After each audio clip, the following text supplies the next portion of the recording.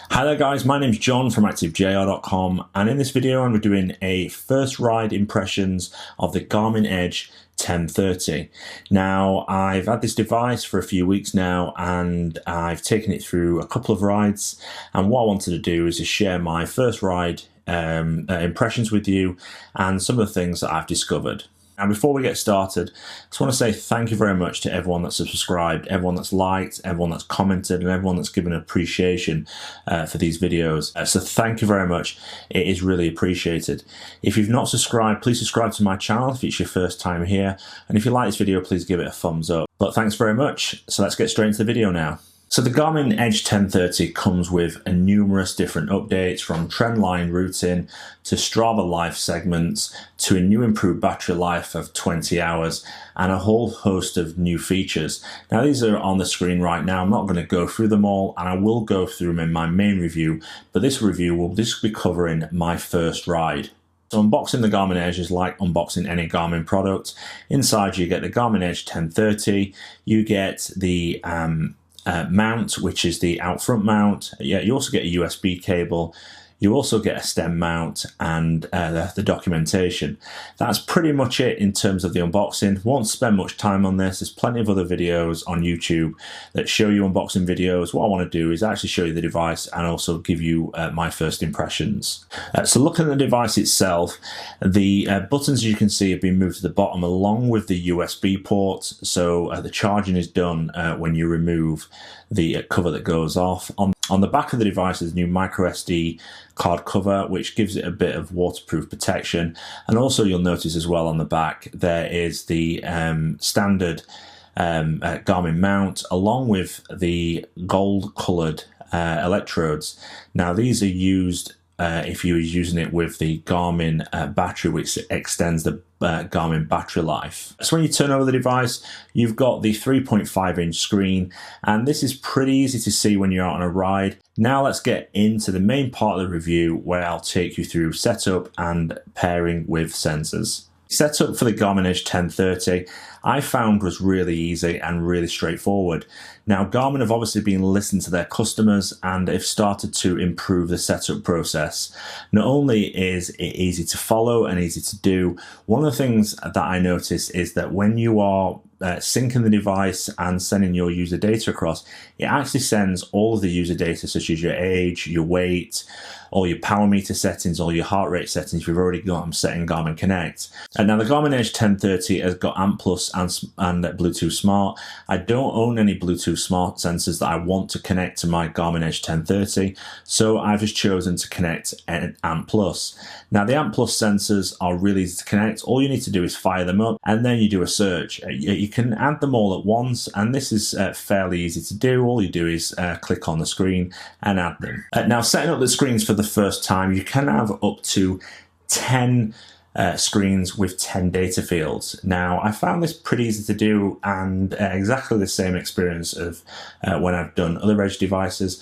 The only thing that I noticed that was a slight annoyance was when you was adding the data fields, the two text brackets both at the bottom and the top obscured the actual data fields which were in those places.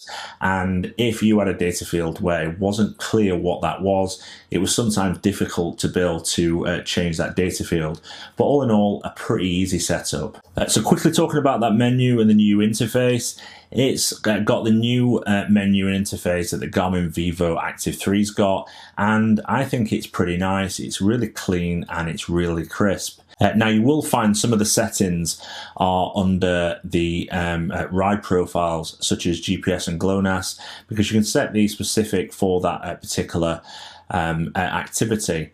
This is similar to the Fenix 5, where some of the settings would be in the profile rather than the overall global setting. It also features a new stats section. Now again, I won't go into too much detail into this, but this is exactly the same as the Garmin Fenix 5 series. This is the training load and training status, and you can view this anytime by going into that section. Now, whilst I'm calling this my first ride review, I actually took it out for 2 rides before I started to make this review and write up the review. The first ride was more of an installation, and my installation ride went really smoothly. Apart from 5 minutes into the ride, the Garmin Edge 1030 did reset Connect, and it took me straight back to the menu.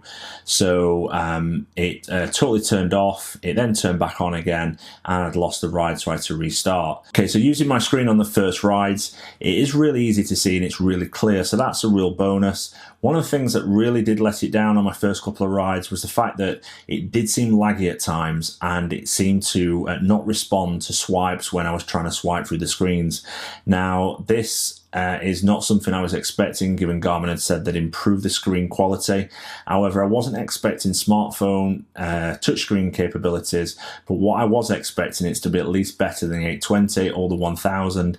I also used gloves as well, as Garmin did claim that the Edge 1030 was designed to work better with gloves, and if I'm honest, it didn't respond at all to when I was wearing my cycling gloves, and in the end I decided to take them off and stop experimenting.